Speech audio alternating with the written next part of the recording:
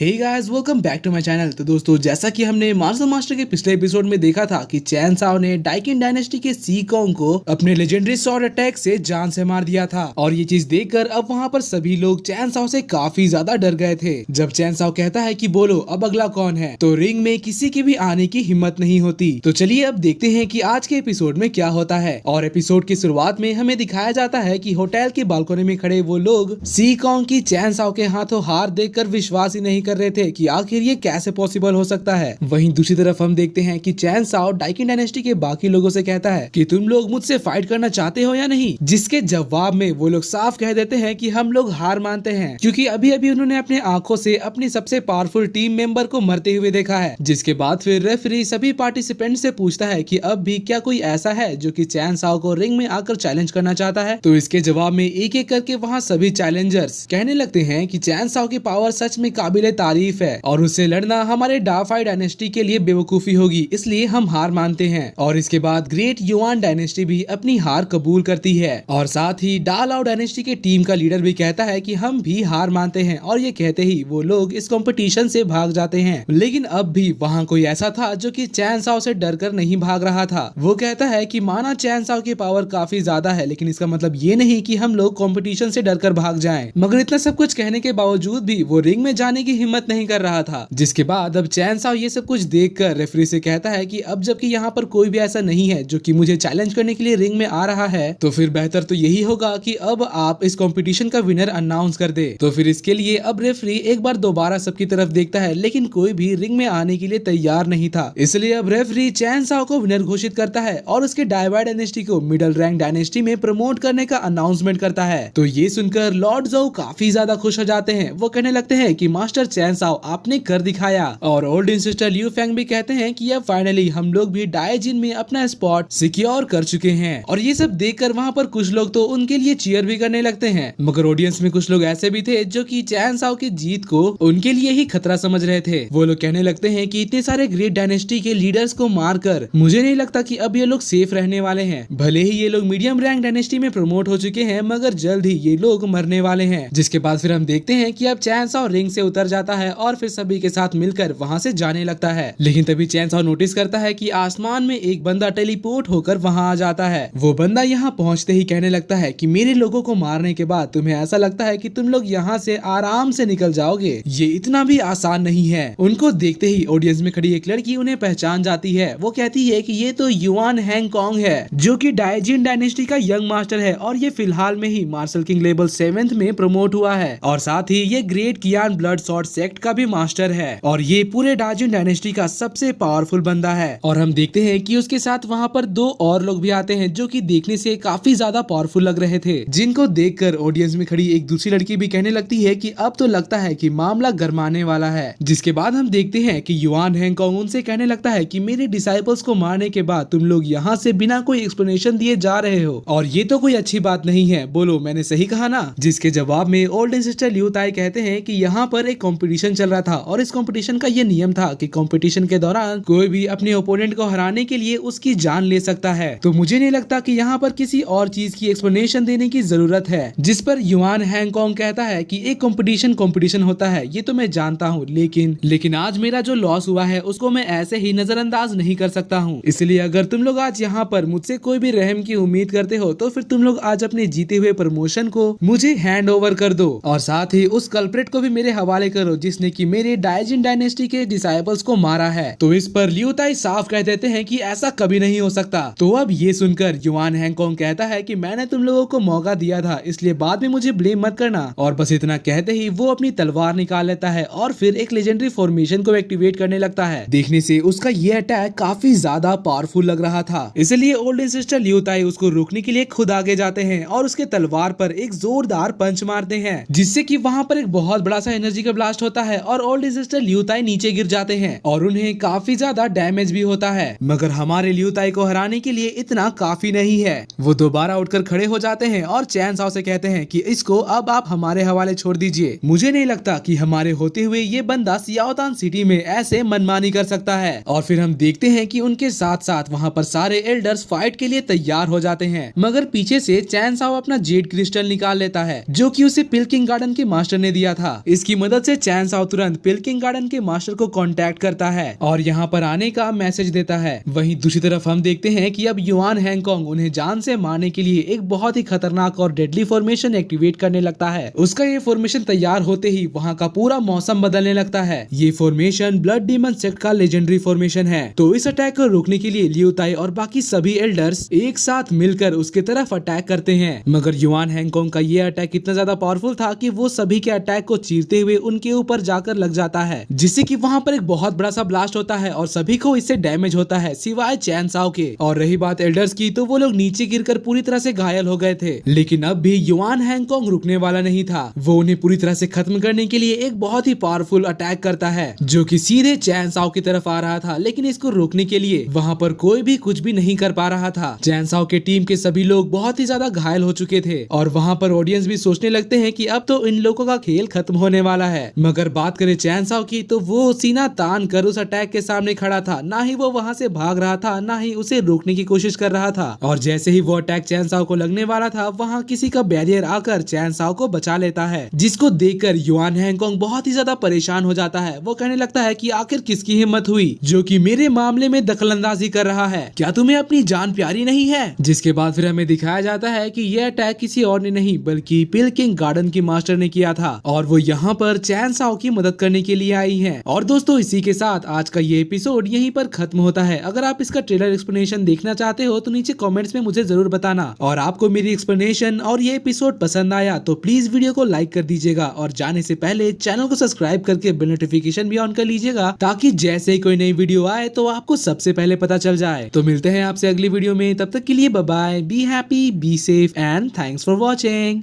君の虜になってしまえばきっとこの夏は充実するのもっと噂の Dreaming が忘れないで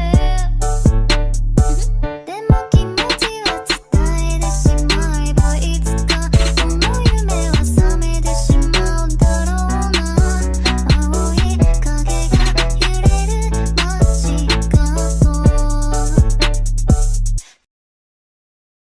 君の虜になって